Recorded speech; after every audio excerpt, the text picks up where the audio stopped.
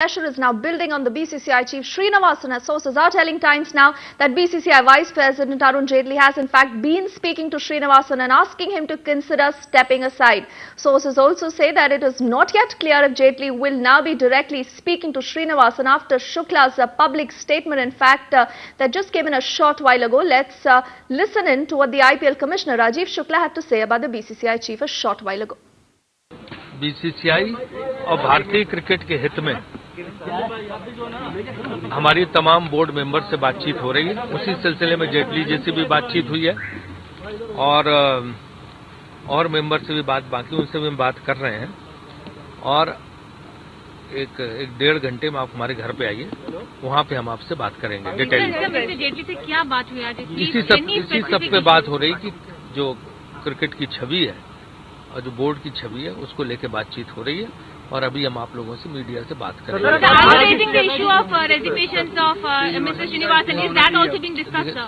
सारी बातों पे बात हो रही है।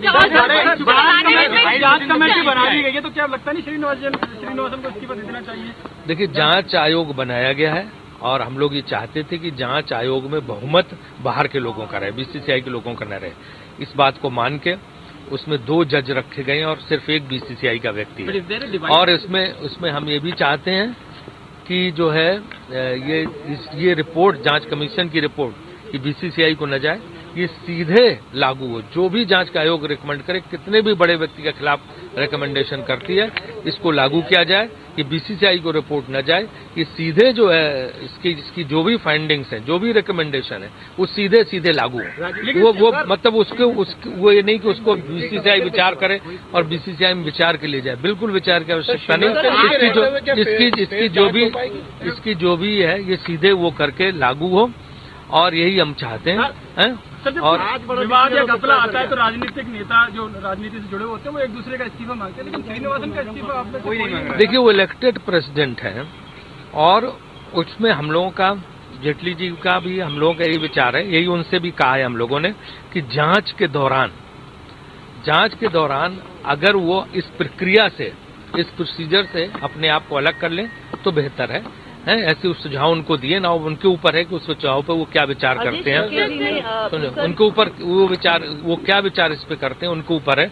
हम लोगों ने उनको सुझाव दिया, हमने उनको सुझाव दिया है कि जांच के दौरान इस प्रक्रिया से अगर वो अपने आप को अलग रखें तो बेहतर होगा। उनको सुझाव दिया।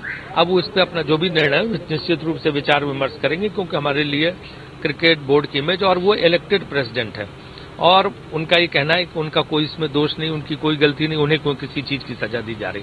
वो एक उनका अपना विचार है, उनको ये सुझाव दिया है और हम ये चाहते हैं कि इसकी पूरी तरह निष्पक्ष जांच हो और जिसकी भी गलती हो उसको पूरी कड़ी से कड़ी सजा दी जाए, कहीं उसमें किसी किस्म की कोताही न बरती जाए और जिनकी गलती किसी को बख्शा न जाए। और इसके अलावा जो है बोर्ड के हित में जो भी होगा वो हम लोग निश्चित रूप से करेंगे। नहीं, पहले बीसीसीआई के लोगों, 2 लोग बीसीसीआई से बाहर के जज की हो रही थी, लेकिन अब ये जब सबके सुझाव पे 2 जज कर दिए गए और सिर्फ एक बीसीसीआई के व्यक्ति, तो मेजॉरिटी आउटसाइडर्स की हो गई है इसमें। All right, then is it this the end game for Srinivasan? Boria is also now joining us. Now, Boria, the big question now is, after Jaitley and Shukla now dumping the BCCI chief, now what real options does Srinivasan have now? You know, he's obviously isolated and cornered, but there were 3 points where I disagree with Mr. Shukla. 3 times he said he's elected. Isn't the Prime Minister elected? Aren't these political leaders elected? Do they keep asking resignations for and off? Of course they are elected. But if they've committed an act which is morally not tenable, if they've committed an act of impropriety, you demand a resignation.